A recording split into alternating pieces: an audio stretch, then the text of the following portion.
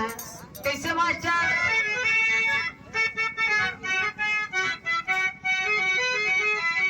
एक एक कजरी चौलर मिर्जापुर का गीत कहा जाता जहाँ से सरो सरगम पैदा हुई है। मिर्जापुर मरिहान के जंगल से पैदा बाबा। हाँ वही वाला गीत है मास्टर। अरे रंग लाए भैया रंग लाया,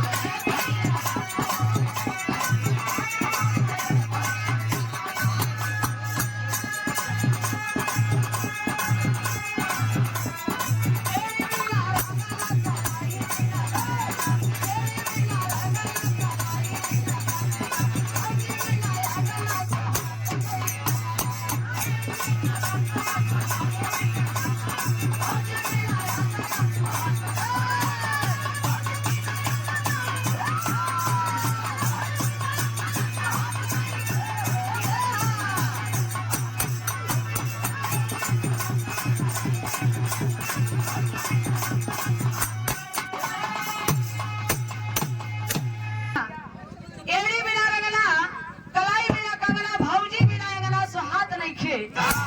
मेहरारू बहु जगह बनावा, एड़ी में रंगना लगाई लेथिन तो कितना सुंदर लागत है। और वही रंगना अगर मोहे में पोत द तो कैसन लागे लागे? Very beautiful women.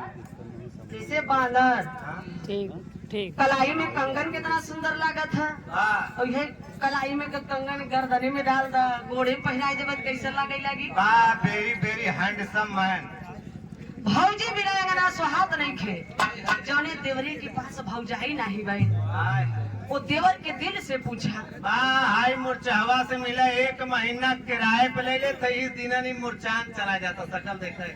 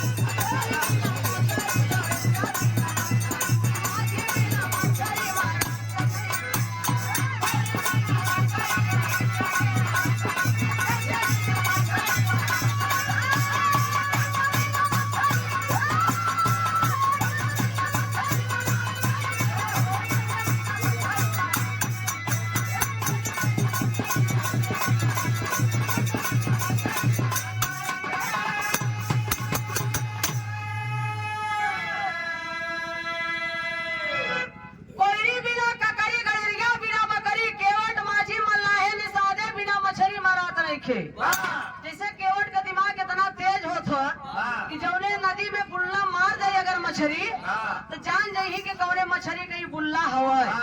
सिंह ही पहना ए भैया, जैसे केवट माछी मल्ला निषाद मछली मार रहा है, बेच रहा है, उनका धर्म नहीं हो, वो धंधा है।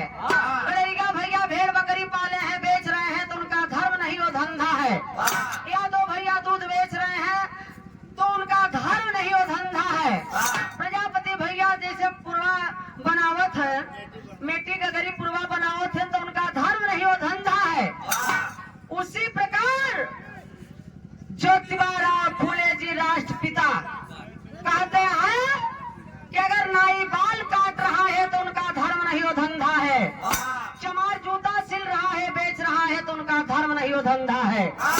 उसी प्रकार इस हमारे अखंड भारत देश में ये जितना कर्म कांड पूजा पाठ हवन यज्ञ पाखंड ये ब्राह्मण करवाता है, उनका धर्म नहीं, वो कवि जी आगे के लाइन में लिखे हैं।